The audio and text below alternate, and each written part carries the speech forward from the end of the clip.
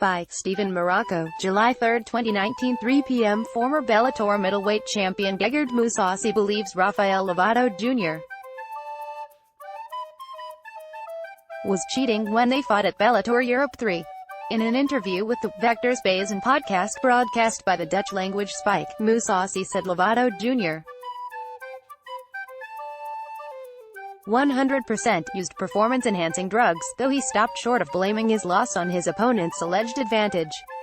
"I could have won this match even with him using PEDs," Mousasi said, as translated by Dutch reporter Giovanni Tijan for MMA Junkie. Mousasi, the 2nd of June, 46 MMA, 4-0 PMMA, 33, lost the title at last month's event via majority decision.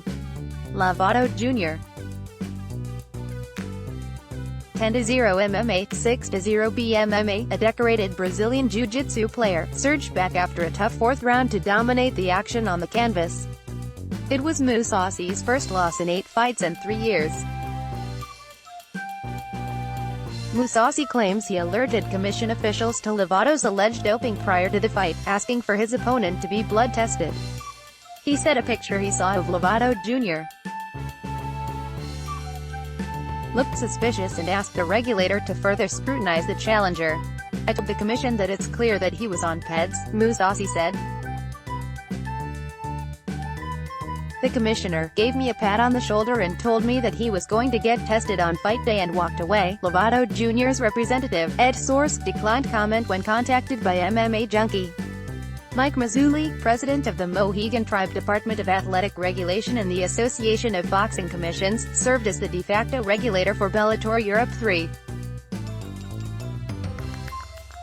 He told MMA Junkie on Wednesday that both Lovato Jr. and Mousasi were urine tested on fight night, and on Tuesday those tests came back negative for PEDs and drugs of abuse. He confirmed his interaction with Mousasi prior to the fight. "I did grab him on the shoulder and say, 'Every time you fight, you ask me to test all the opponents, and I said that to you and your manager,'" Mazzulli said. Mousasi knows I tested him, because I was out there taking urine from him. "Yeah, I don't know what he's stating, but both tests came back negative," Mousasi said. He also reached out to Bellator president Scott Coker about Lovato Jr. "I have also sent Scott Coker a text, because I saw a picture of Lovato Jr. that did not look natural," Mousasi said. "He told me that he would get back at me and call me. I didn't hear anything back." Prior to signing with Bellator as a free agent, Mousasi told MMA Junkie that he joined the Viacom-owned promotion because they were receptive to requests for additional drug testing. His promotional debut against ex-champ Alexander Shlemenko, who'd previously been sanctioned for elevated testosterone, was preceded by drug testing by Mazzulli.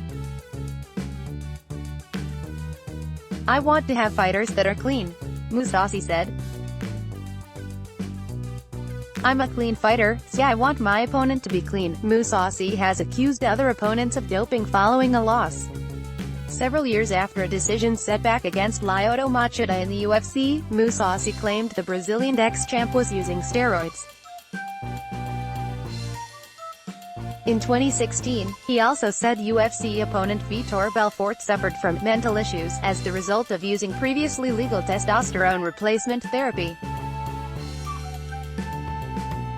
In his Spike interview, Mousasi reiterated his claim against Machida as he assessed his future with Bellator. "If the rematch with Lovato Jr. isn't coming, Machida will probably be next," Mousasi said. Another PED user. Brazilians are known for using PEDs. Americans, too, but especially Brazilians. For complete coverage of Bellator Europe 3, check out the MMA results. Bellator Europe 3 breaking, Gegard Mousasi, Rafael Lovato Jr., Bellator, news. Let's block ads. Why?